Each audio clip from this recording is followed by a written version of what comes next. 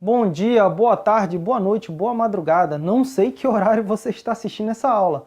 Sou o Renan Nascimento e irei tratar hoje sobre direito administrativo, principalmente o tema princípios da administração pública.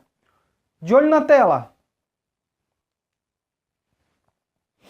Os princípios são normas jurídicas que, como tal, gozam de força congente, obriga igualmente os seus destinatários, isto é, aquele que tem um dever de reconhecer a sua incidência em cada caso concreto, os aplicadores do direito.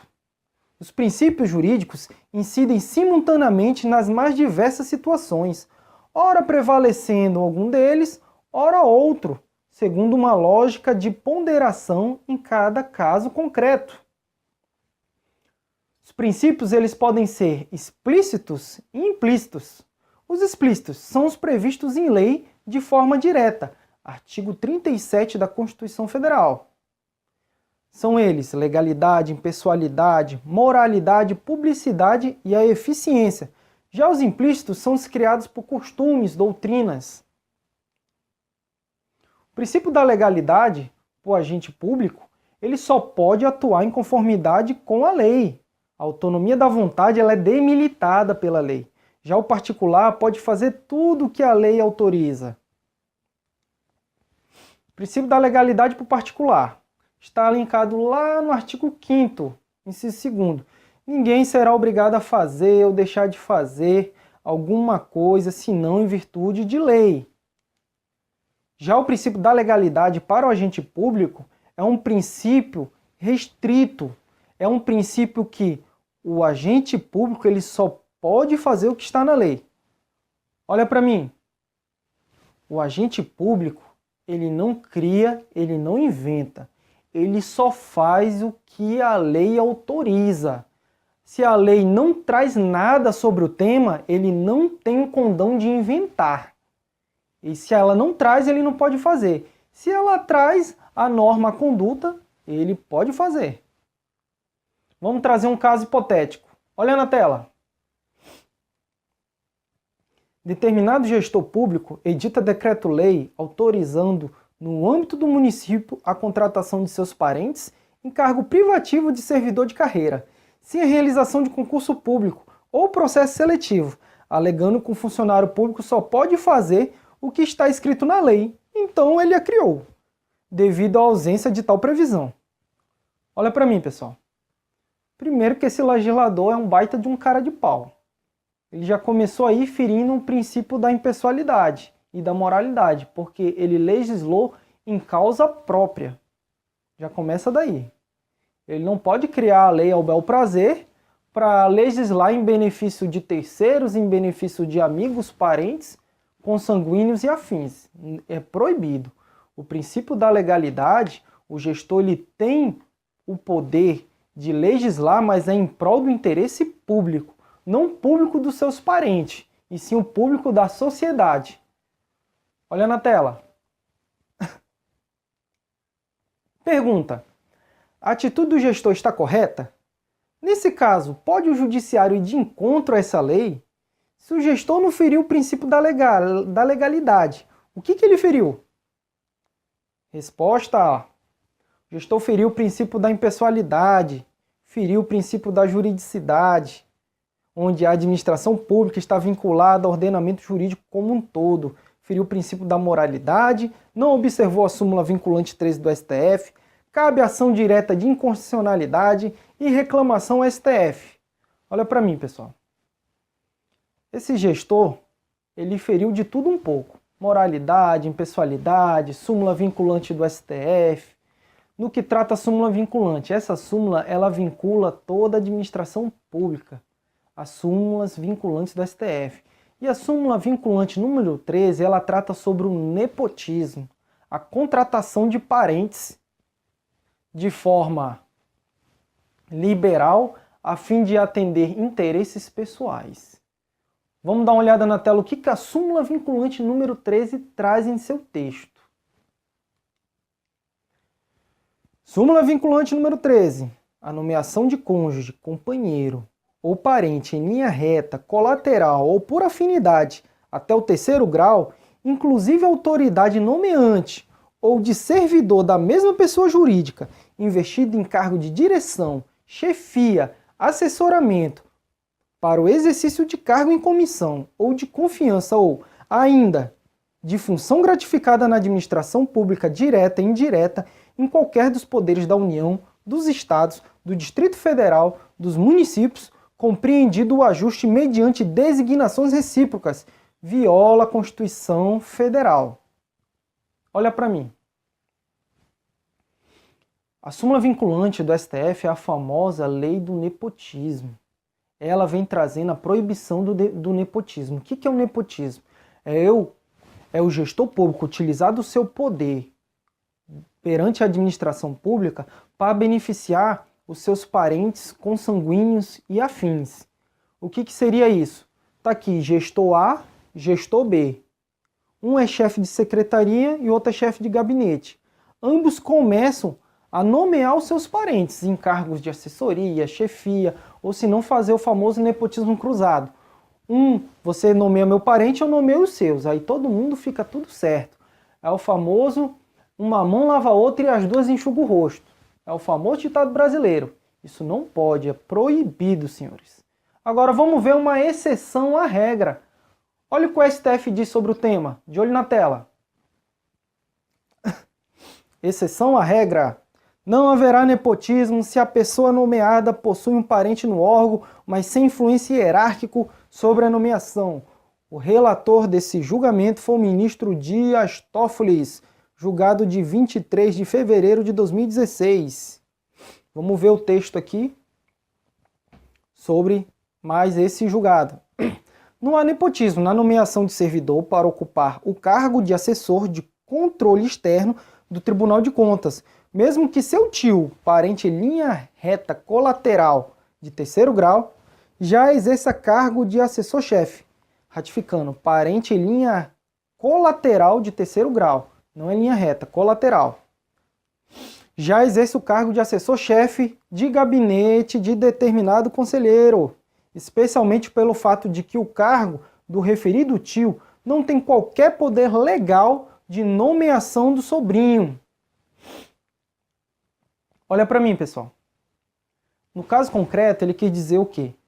Se o agente público, se tem um parente lá dentro da administração pública, e um caso hipotético, eu fui nomeado para o mesmo órgão que o meu parente está lá, mas o meu parente ele não tem poder hierárquico, está acima de influenciar essa minha nomeação, não caracteriza o nepotismo. Não caracteriza. Assim é o entendimento da Suprema Corte Federal. Passamos em diante. Princípio da impessoalidade. O referido princípio possui duas facetas. O administrador não pode promover os seus atos. O ato é do órgão ou da entidade, não da pessoa física. Veda-se a autopromoção. O administrador não pode favorecer ou perseguir determinadas pessoas. Deve sempre agir em favor do interesse público. Olha para mim, pessoal. O agente público, ainda mais o gestor da coisa pública, ele não pode utilizar do princípio da impessoalidade para atacar o seu desafeto. Eu vou aproveitar meu poder aqui discricionário como gestor público, vou transferir aquele servidor que eu não gosto, vou mandar ele lá para o interiorzinho, longe de todo mundo, nunca mais eu quero olhar para a cara dele. Não pode, está ferindo o princípio da impessoalidade. Eu vou aproveitar aqui que eu sou agente público, muito conhecido e famoso na cidade aqui, vou aproveitar para me autopromover aqui em benfeitorias sociais aqui. Vou criar o evento com o meu nome, vou fazer fotos e publicar aqui no meu nome, como não a entidade que fez, mas sim como eu fiz, atribuindo a responsabilidade à sua pessoa. Isso não pode, está ferindo o princípio da impessoalidade. Olha na tela. Confira o que dispõe o artigo 37, parágrafo 1º. A publicidade dos atos, programas, obras, serviços, campanha dos órgãos públicos deverá ter caráter educativo, informativo ou de orientação social, dela não podendo constatar nomes, símbolos ou imagens que caracterizam promoção pessoal de autoridades ou servidores públicos. Olha para mim, pessoal. Foi o que eu acabei de dizer. Eu não posso botar um banner e dizer, fui eu que fiz. Fui eu que fiz. Não. Isso fere o princípio da impessoalidade. Não posso transferir o agente público, eu como gestor da coisa pública, por ele não gostar dele, por não ter afinidade. Isso fere o princípio da impessoalidade. Não pode. Passamos para o próximo princípio. De olho na tela. Princípio da moralidade compreende a necessidade de a conduta do administrador estar pautada por parâmetros éticos. O ato estatal não deve somente observar a lei, mas também deve ser moralmente legítimo e socialmente aceitável. Vamos dar um exemplo, pessoal. De olho na tela.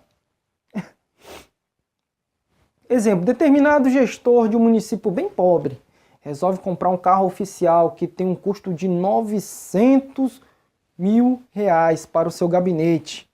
Não haveria problema em comprar um carro simples, que servisse para o órgão desempenhar suas funções. Mas um carro de R$900 mil fere a moralidade. Olha para mim, pessoal.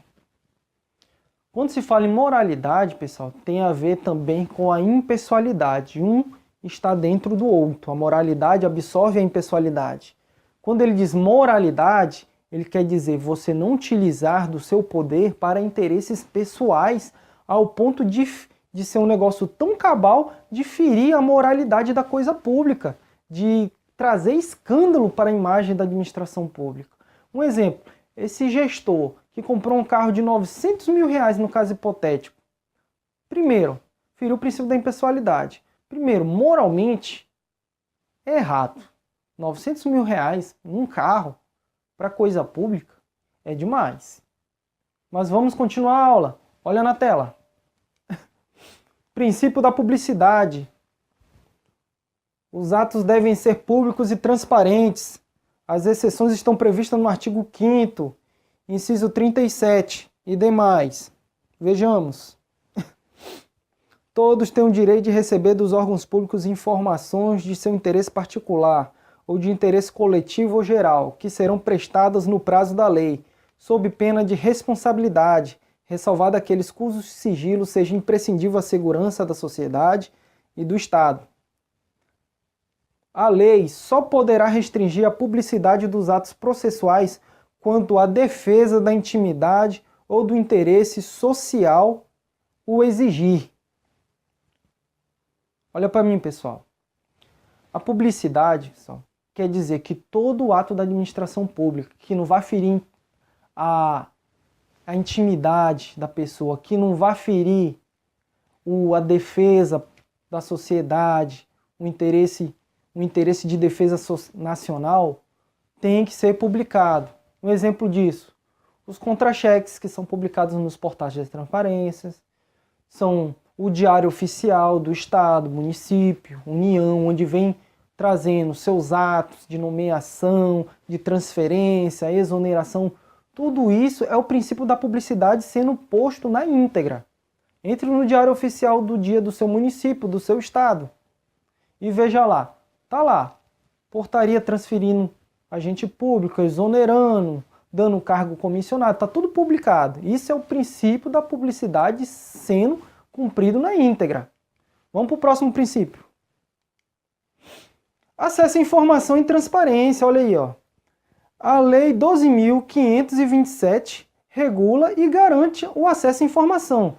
Vejamos o que o STF disse. É legítima a publicação, inclusive em sítio eletrônico, mantida pela administração pública, os nomes de seus servidores, o valor dos correspondentes vencimentos e vantagens pecuniárias. STF, plenário, relator ministro Teori Zavascki, saudoso Teori Zavascki, julgado em 23/4/2015. Princípio da eficiência, senhores. Esse princípio foi inserido no texto constitucional pela emenda 19, passando expressamente a vincular e nortear a administração pública. O princípio da eficiência exige que a atividade administrativa seja exercida de modo preciso e com o menor gasto possível. Importante, a pretexto de se valer da eficiência, não pode a administração pública afastar-se da legalidade. O judiciário também controla atos ineficientes. Olha para mim. O princípio da eficiência, ele quer dizer o quê? Fazer muito com pouco. Fazer a máquina pública produzir com eficácia, eficiência. É o quê? É utilizar o mínimo de recurso possível e fazer o máximo com o que eu tenho. A eficiência é isso. Também a administração pública não pode se valer. Princípio da eficiência. Não vamos deixar de licitar os produtos para a administração pública, porque esse negócio é muito demorado de licitação. Princípio da eficiência, vamos contratar logo que tem um bem ali, o cara é muito bom, parceiro nosso, sempre estamos juntos. Não pode. Se há princípio da legalidade, lembre, se a lei vem prevendo licitação para um produto, tem que ter licitação.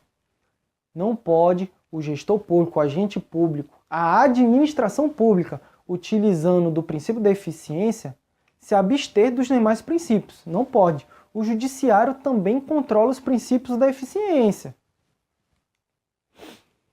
Olha na tela, vamos trazer um caso hipotético. Determinado administrador necessita adquirir impressoras. Ele pode escolher entre impressoras a laser ou a jato de tinta. Isto está dentro de sua discricionariedade. Agora, se ele comprar uma impressora matricial, seria justificável cancelar a compra, pois estaria ofendendo a eficiência. Olha para mim. Imagine, senhores, o gestor público chega lá. Não, pessoal. Vamos economizar. Eu tenho um monte de máquina matricial ali. Computador não, datilografia. Máquina de datilografia lá, que faz teco, teco, teco. Vamos utilizar.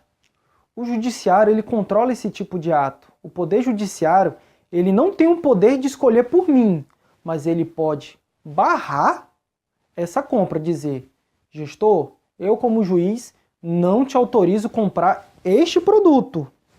Porém, você tem a livre discricionariedade de comprar outro produto, desde que seja eficiente. O judiciário, ele não pode escolher pelo gestor, mas ele pode barrar esse tipo de compra, porque fere o princípio da eficiência. Olha na tela. Olha o poder discricionário.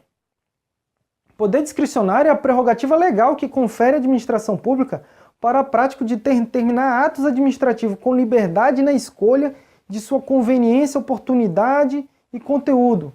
Criação de políticas públicas. Olha para mim, pessoal. Veja aí. O gestor, ele tem poder discricionário para escolher? Tem, desde que não fira os princípios da administração pública, no caso da eficiência, a legalidade, na parte de tramitação do procedimento. Ele não pode simplesmente fazer utilizando para tudo.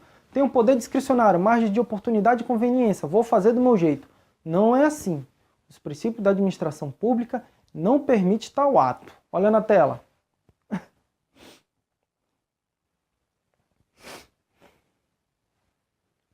Próximo princípio, o princípio da motivação. Compreende a obrigação de que os atos sejam motivados, ou seja, que se explicite o motivo. É pressuposto para uma administração democrática e indispensável para o exercício da ampla defesa. A sua ausência causa nulidade do ato. Está elencado no artigo 93, inciso 9 da Constituição Federal. Vamos dar uma olhada.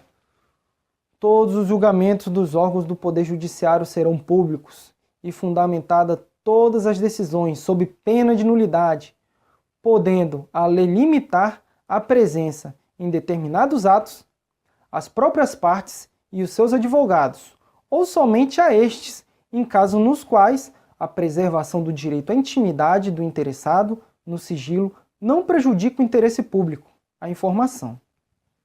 Olha para mim. O princípio da motivação está lá no artigo 93. Perceba que ele fala em poder judiciário, mas esse princípio elencado no artigo 93, ele serve para todo e qualquer ato que a administração pública emanar. A administração pública ela tem um dever de motivar os seus atos, de dizer por que está cometendo aquele ato. Um exemplo, transferência de servidor para outra unidade, ex officio. Ele não pode simplesmente transferir o agente público sem motivar o interesse público, o porquê ele está indo. Ele tem que fundamentar o motivo. E a partir do momento que a administração pública ela destrincha o motivo a qual ela está transferindo o servidor público, ela fica vinculado à sua motivação. Isso é chamada a teoria dos motivos determinantes. Teoria dos motivos determinantes, não esqueça. O administrador público fica vinculado aos motivos que levaram a emanar o ato. Vou repetir. O administrador público fica vinculado aos motivos que o levaram a emanar o ato, a cometer o ato, a praticar o ato.